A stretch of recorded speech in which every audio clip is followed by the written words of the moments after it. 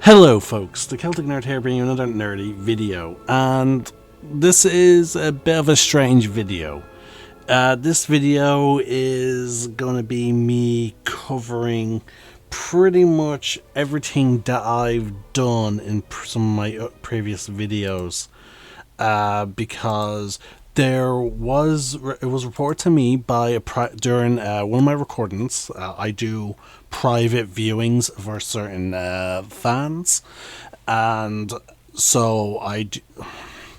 yeah, like I do have people like sometimes watch me record some of the videos that I will put up onto YouTube, and sometimes you will hear me talking to them, and I'll be like, that's me, acknowledging what is being said to me in my ear, but while I'm wearing my headphones and all that. Now, so it was brought to my attention around part 33 to 35, we'll say, that because I changed the brightness settings in part 10 or 11 to capture the sort of sinister tone of Paragus, and now again I could see, but it turns out that they couldn't, and for some reason they never really brought it up. It was never brought up to my attention, like even though I had people viewing.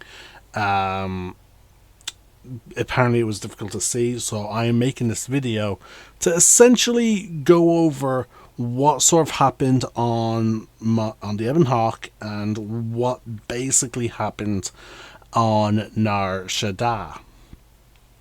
So yeah, this is just a recap of events that took place on locations where it would have been potentially too dark to see.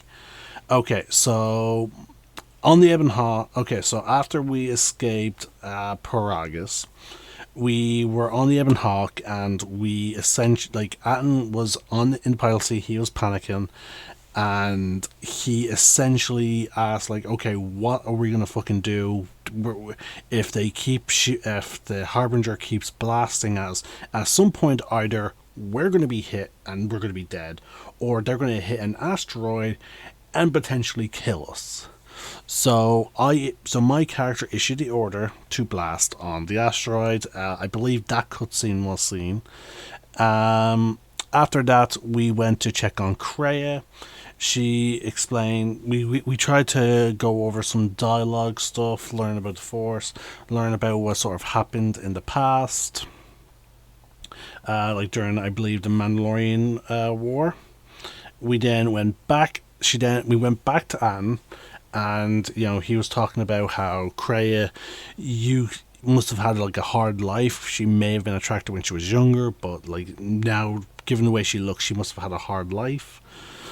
We joke about saying like, oh wow, did you get hit on the head when I wasn't looking? And he was like, hey, I've been in prison, and if I could, we would go into Nar Shaddaa Red Sector. For those, if you know, you know. After that, hold on folks, I need to check my audio settings, because I've also noticed that in some of my other videos, you actually can't hear me. And I was looking at my OBS in some of those videos, and I'm hitting the orange, and I don't know why my mic seems to be so quiet, and I believe it's due to the fact that I'm had to move in it, far away. So, other things that took place on the ship. We landed on Telos, where we got house arrested. Moving forward. Once we got the Ebon Hawk back from Atris, we then because of my level, I did do multiple sparring matches against the Handmaiden. Now, I will say that is a bit of a blessing in my mind about the whole situation, about how it may have been too dark. Again, I don't know. Again, to me, it looked fine, but I could make out what was going on. But I am sort of glad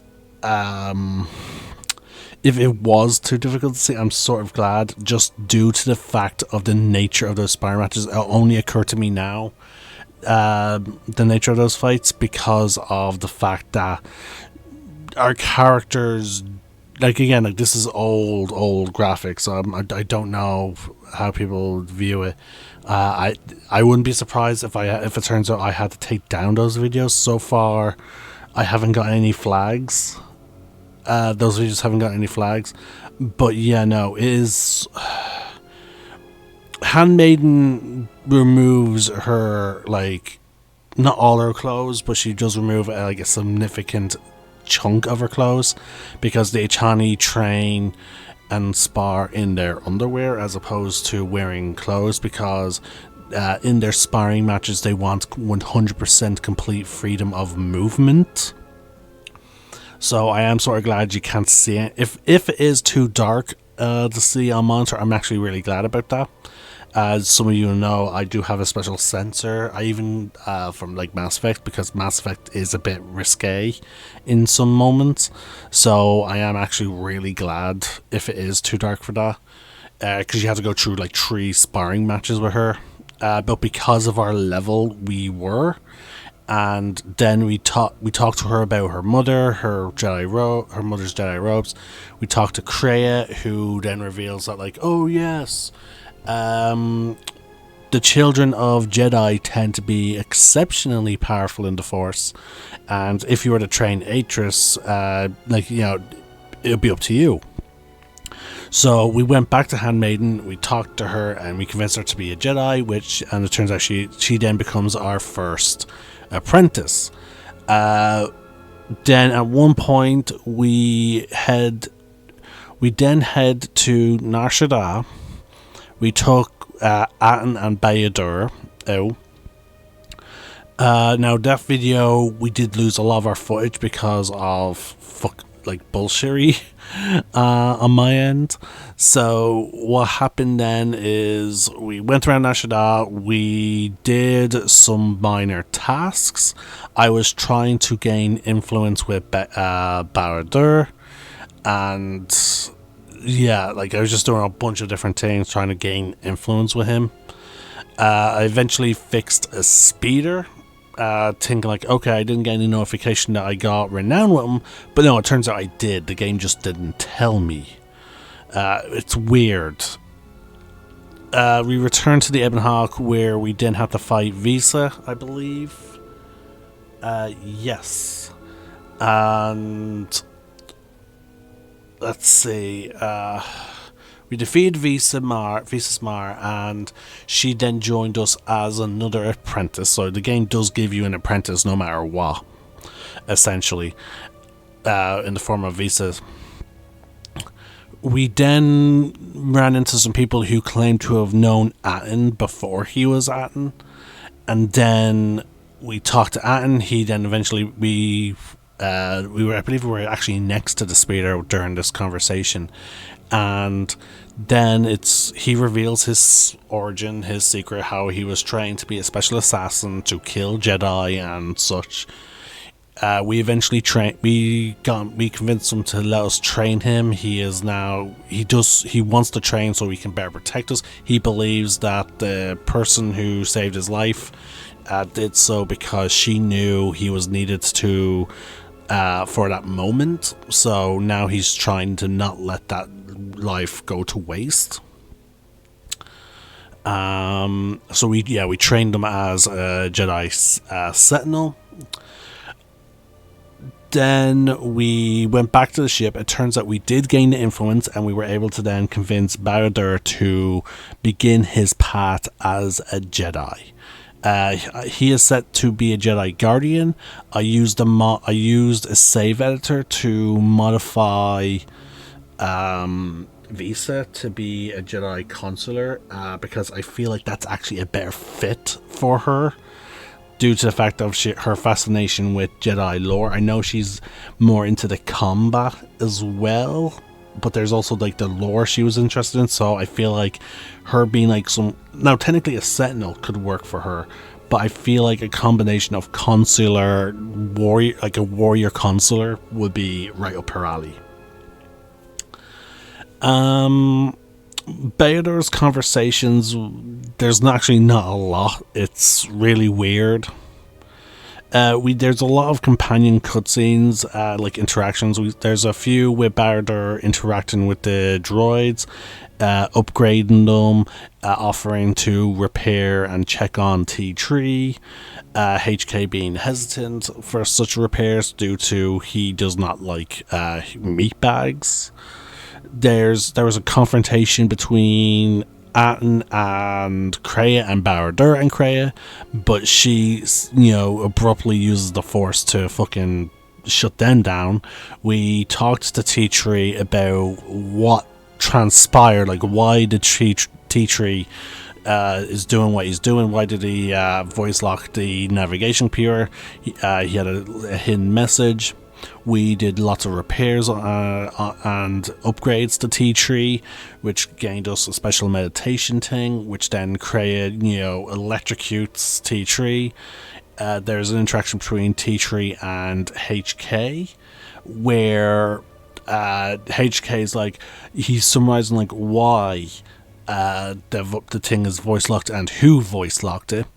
And then T3, uses an ion blast, it seems, to render HK not unconscious because he's a droid, deactive. He deactivates HK. There's an interaction between Handmaiden and Atten where she is training, and Atten comes in, and she knows, she clocks his movements, so she then starts attacking him, and he just starts rapidly blocking, like Neo style. And then, she's like, the Achani fighting styles. And then he's like, yeah, I picked up a few things. Oh, and by the way, I noticed how much sparring you're doing with our friend, aka my character. Just so you know, if I did know the Achani basics, maybe I know the high-end stuff, like the etiquette rituals, and keep your hands to where I can see them. Because again, the way the Achani view fighting, because of the fact that I've defeated her so much, that is basically the romance part with her, and it is really crazy because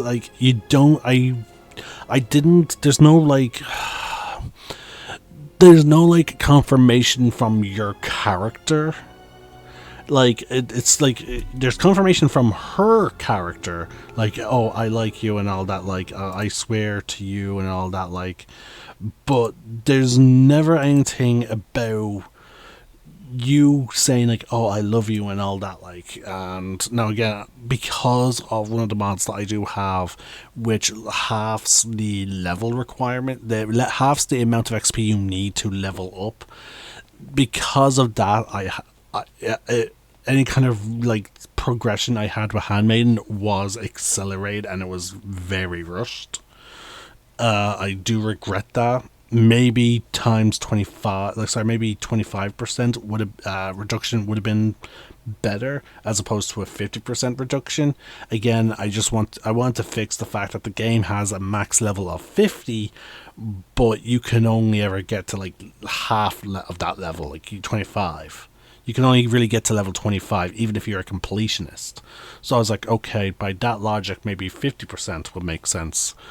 But I feel like, okay, because Handmaiden's progression is tied to level as opposed to influence like the others, it does make it a little accelerated. But yeah, apparently it's also implied that we're in a romance with Visa. It's really... it's really weird the way the way it is portrayed. Dear God.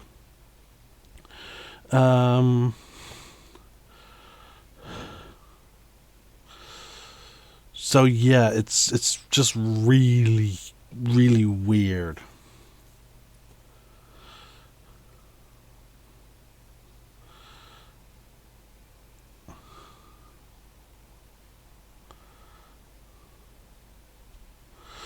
Hold on. This says here.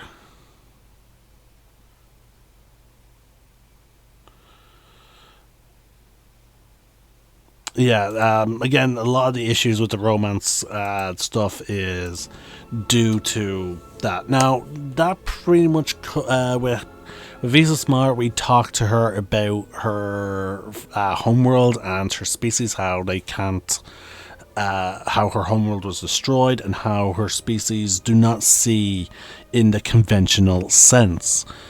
And they see through the Force, and then let's see.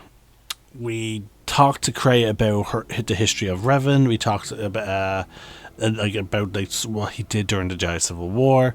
We talked about Force techniques, our bonds, and all that. She gave us tasks.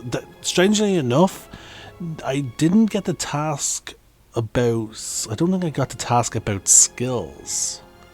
Trying to remember, did I get that task? I don't know. But I did get my advanced class, Sith Lord. What else? Oh yes, we talked to HK about the copies of him. We finally restored HK.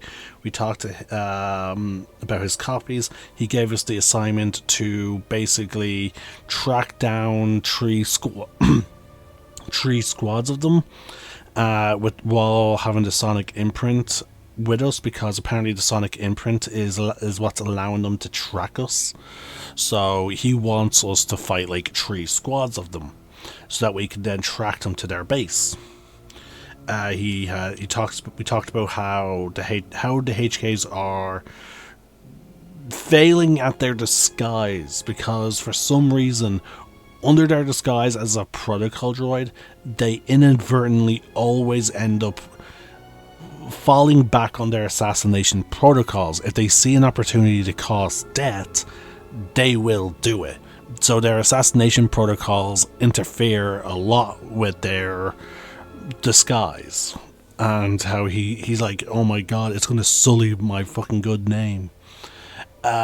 He talked to us. We recently had talks to him about how to kill Jedi and how to kill Sith, and how the best ways to do that. He did reveal that his previous master was Revan. And then back on our shaddaa, I think that's all the scenes with those companions. So I'm just going to move on. So back to Nar Shaddaa, the other moments that were possibly too dark to see. On Nar Shaddaa, we did a few things for the exchange for some easy dark side points, as well as gaining some easy credits. Once I couldn't find anything to gain from the exchange, it seemed, I decided to, you know what, just wipe them out. So I wiped out the exchange that were overlooking the refugee sector. And then I wiped out this other gang that was, causing issues for the refugees as well. And I have a few tasks left for the refugees. One such task was to locate a man who we're to locate a man who wants a job, but he's a pilot, but he can't find any work. We're supposed to help him find work. Then we have a woman who I'm trying to remember our tasks right now, folks. Give me a moment. Oh yes, something involving the Hutts. We recently convinced her to sell herself to the Hutts so that she can be with her daughter, because her daughter was sold to the Hutts, and she's like, we convinced her, hey, maybe you should sell yourself to the Hutts, so that way, you can be with your daughter. Now that's still appearing in our quest log. We did talk to the exchange guy about that, and we got paid for that. So I don't know why I'm still seeing something. There's some curiosity about why I'm seeing some of the stuff.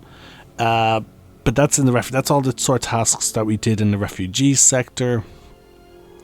Next, we And I'm pretty sure you guys could see in the cantina. So I'm not going to describe what happened in the cantina, because that was pretty well lit. I'm only trying to focus on areas that I believe were dark. Let's see, what else did we do? On the dock side of things, we went into basically like storage that has been converted into like apartments. We came across a bit who detected a strange signal, and it was doing his head in. So we decided to help him. He had a Twi'lek contact, so we went to see this contact. Turns out the Twi'lek was dead. We then went back to the quote-unquote apartment, and it seems like the bit was killed by his own droid.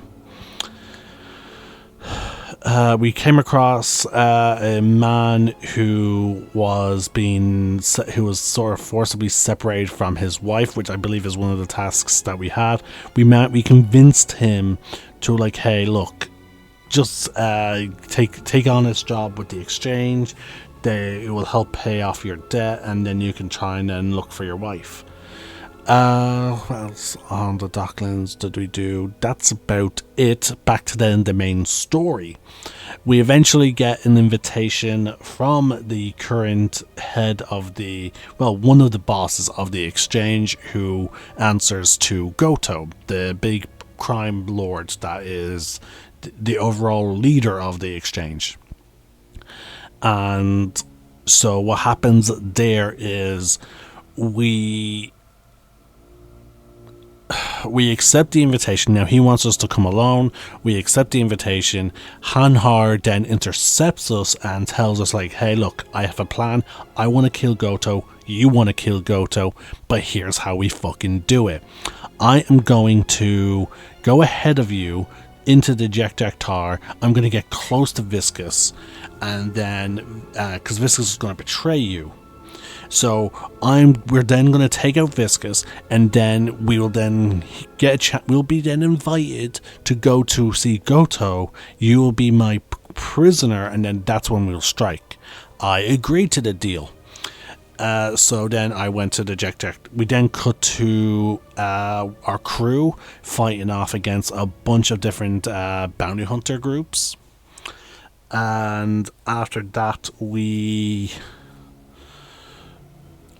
go to the Jek'Tar. We're tricked. We are knocked out by a Trankdar thanks to Myra, and we're then put into an apartment where we met the Jedi Master who decided to hide on Nar Shaddaa, and he goes to do something against the exchange. He's like, I am forced to act. If you want me, then you will need to go. I'm like, okay. Now this is where things get a bit convoluted, because we don't see him again until after we completed everything on that, the main story on Nar Shaddaa. Like, he didn't do anything in the exchange, even though he talks up a fucking big game. He does nothing. He doesn't even help your crew get to you. So again, this game was made in 8 months. There's a lot of content. Clearly, there was no files that that to restore whatever it was that he did. So we wake up, we go to the Jek'Tar, and we basically slaughter our way through it. There's we gain a new power called breath control. And Viscus, seeing that he's not affected by the poisons, he then tells all the clients, all the aliens in the Jek'Tar to kill us. Weaken us and whatnot, knock us out, kill us, whatever.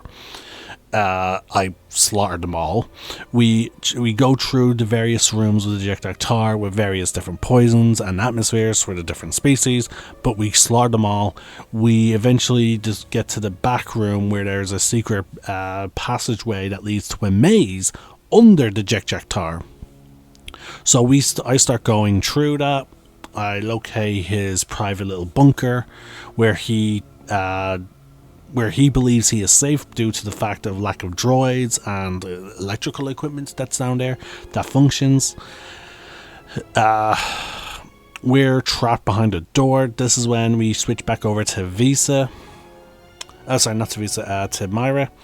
A mod is triggered that allows us to have manually control over who do we want to join our crew, Hanhar or Myra. I chose Myra. And so, as Myra, we duel Hanhar, we defeat him, we then fight our way to a bunch of different controls, and we then unlock the door and we take an emergency elevator up back to the surface. Oh no, sorry. No, she gets into like an emergency hatch. I don't know why she hides. I always found it a bit weird. Like, she goes into like, again, I don't know why Viscus wasn't in there, but she goes in there and she lets us in. And once we're in, we then start slaughtering people left and right. We then confront Viscus in the arena pit. Now our crew is rushing. They're on their way to the Jek'Tar. But eventually it turns out Goto knew about Viscus's double dealings, and he actually secretly hired a bunch of like special like a race that hates Jedi, and he hired a whole like clan of them to act as Viscus's bodyguards. Secretly they were working for him, and so Goto taunts Viscus and he gets these bounty hunters to kill him, at which point we get electrocuted and go unconscious, and those bounty hunters presumably take us to Goto. Our crew shows up and they let out Myra. She explains like, hey, Goto has your friend, I'll help you get him because I will not be denied my bounty. So our crew, with the aid of T3, infiltrating a Hutt warehouse to get like his ship codes, because his ships are always being targeted by Goto. And as such, then we basically give our ship new transponder codes that correspond to the Hutt, and so we get targeted by Goto. And I selected Handmaiden, and I believe Handmaiden and T3 are sent on board to rescue me. They rejoin up with me. That area is pretty well lit, so I'm just gonna move on ahead. We escape back on the Ebon Hawk. We then basically, it's revealed that Goto snuck on board this ship. He snuck a droid on board the ship, and then through a series of dialogue options, I go over his detailed plans on wanting to save the Republic. I then revealed to him, like, hey, I figured out your secret. You're not a man using a droid to project your voice. You are a droid. Like, your name's not Goto, it's Goto. And basically I give him all the evidence about this, and he's like, fine. Like, he relents. We then get some extra cutscenes between him and the remote, and him and Bayador, and him and HK. So he mainly just interacts with the droids of the crew, and again, with the exception of Bayador, because he notices that Bayador is a skilled technician and mechanic, so he asks Bayador to, hey, examine me and give me whatever upgrades you can give. That is it, folks. Because I think it's around that time that I got told about the brightness issue. So that is it. That's everything that took place during quote-unquote dark-toned or darkened areas in the game. Everything else I feel like was pretty well lit, so I don't feel the need to describe what happened on Korriban or Telos or M478, which is a modded planet that was rebuilt completely due to the fact that it was cut content, but but the original mod authors of the restored content could not restore that planet, so someone else did, and then it's all bundled together now in one big mod, which is really cool. Yeah, that's about it now, folks. If I sound a little different today, that is mostly due to the fact that I have the mic right in my face. And I hope you guys could all hear me, because I've been talking for about 30 minutes now, and I'm really hoping I'm not having the issue where my mic settings got muted. Because that's been, I've noticed in my playthroughs of M47A, my audio seems to drastically drop. Like, I know in my videos, I was labeling my videos today, and I noticed, because I rewatch my videos to try and figure out like a title sometimes, and I noticed that I couldn't hear myself, and I'm just making sure that you guys can hear me. But yeah, no, I think that's it now. So this will be, again, this video is, it's not even going to be a part video, it's going to be like a special video in terms of what takes place. I might put it before the shaddaa videos and whatnot. It might be the second video. Actually, yeah, you know what, folks? It is going to be a bit of a spoil. No, I'll put a special description in my videos, like saying, like, watch this if you can't see what happened. But again, you can hear, so maybe treat the videos as a podcast. I don't know. If you're listening to this video because you want like a very rapid description of what I did in the darkened when the game was too dark to see, I hope you enjoyed it. Now, if you watched those previous videos and you can skip this. Oh no, it's because we're at the end of the video. Yeah, never mind. I hope you guys are just enjoying this video and you enjoyed this rapid recap, and I hope you guys are enjoying my Knights of the Old Republic 2 playthrough. I'm hoping there'll be no more hiccups. Oh god. We're two planets finished now, like, or at least two. We have 2 Jedi Masters discovered. That's the true mark of the progression of the game. We've discovered 2 Jedi Masters. We have 2 left. Yes, we have 2 left. So I'm the Celtic Nerd, signing out. One name, one sky.